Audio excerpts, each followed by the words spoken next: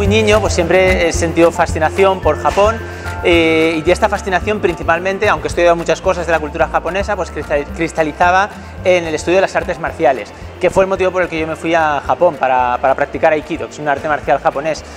Y bueno, pues una vez estando allí, pues para poder costearme mis clases, pues un compañero un día me dijo: oye, hay un sitio en un restaurante, si quieres puedes trabajar allí. Y dije, bueno, ¿por qué no?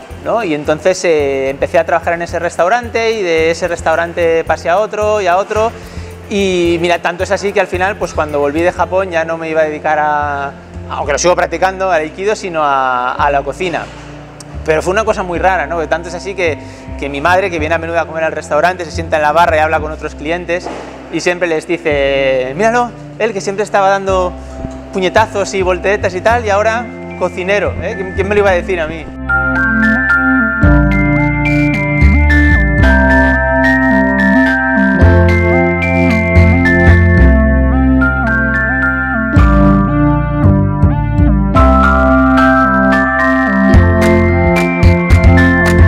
Pues yo principalmente tengo dos manías, ¿no? A la hora de cocinar, que son muy características de mi cocina y de mi manera de hacer las cosas.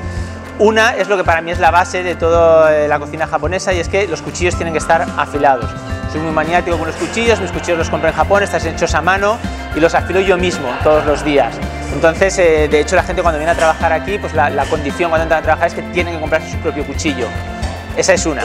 Y luego la otra es que todo tiene que estar pesado y medido. Tenemos todas las recetas en 2 cuadernos grandes aquí, entonces nada se puede hacer a ojo. Tenemos un montón de básculas y de timers y de termómetros para que salga todo exactamente igual siempre y todos lo hagamos del mismo modo.